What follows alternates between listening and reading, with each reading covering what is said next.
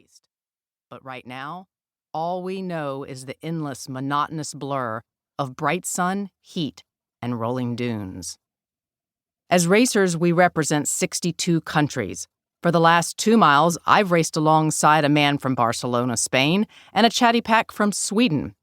We communicate our mutual discomfort in spurts of English.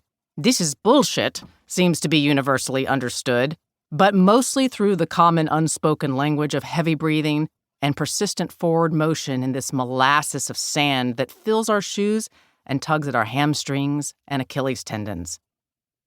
According to my life's major plot points to date, I should not be here. Not so long ago, my most significant physical competition was a 5K fun run for charity. I couldn't manage a single pull-up. An athlete was nowhere on the list of descriptors friends and family used to categorize me. I sat at a desk all day, uncalloused hands pecking at a keyboard as an executive of one of the country's most well-known media brands, my legs stretching their limits, only to race from one conference room to another in a gauntlet of meetings. At 50 years old, I am a true latecomer to the world of competitive sports. And now, here I stand at the start of obstacle number 21, the cliff climb. After this, we are just 4 miles and 11 more obstacles from the finish line, but I've seen enough racers being loaded into makeshift SUV ambulances, their bodies dehydrated and battered by the shadeless desert situated near the Tropic of Cancer, to know that finishing isn't a given. There's a constant ache in my toes, now blistered and bloodied from the sand that keeps slipping under my gaiters and into my shoes. I'm also pretty sure I may have refractured my tailbone in a fall I took off a slippery obstacle called Olympus a few miles back. The first fracture came 25 years ago on New Year's Eve when I slipped on a beer-soaked dance floor staircase, an obstacle of a very different sort. The injury throbs more with each step, and I am banking on endorphins and the 2 gooey with sweat Tylenols I jammed in my shorts pocket at the race's start to get me through.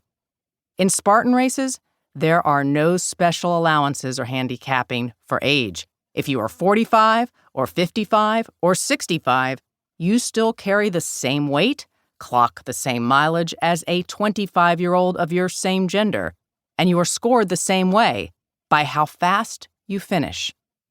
And even though our finish times today as age group category competitors eventually will be measured against our peers, all of us out here now are racing the same course as the elite category racers did yesterday, the ones competing for cash prizes, some of whom are professional athletes with sponsorships.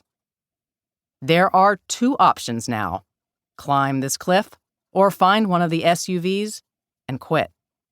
I sip water and electrolytes from one of the 2 hydration bottles strapped to my chest and stride onto the dune. Immediately, my foot sinks as if the earth has no bottom. A few more paces, and I join the marching human ants falling to my hands.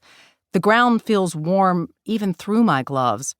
The woman beside me has ditched her sand-filled shoes altogether and is attempting to summit in her socks. More groans float by, now joined by my own. Step after step, head down, I inch upward, each time losing some of the ground gained as my feet slide backward in this desert soup. We are all locked in our individual worlds of willpower, and there is no way out other than to keep climbing or slide back down to the bottom. Midway up the dune, I lift my head briefly, feeling my blonde ponytail lodged against my neck in a gritty, wet nest. The moment registers as both brutal and beautiful, looking up at this Arabian backdrop so far from the world I know and the people I love. And there is a strange comfort in this discomfort, because it still seems impossible that I am here and that my story has changed so late in the game, and that this is now part of who I am. In my late 20s, I was eating brunch with friends in a New York City restaurant where the lousy acoustics meant privacy wasn't on the menu, as we rapid-fired stories across mimosas and eggs.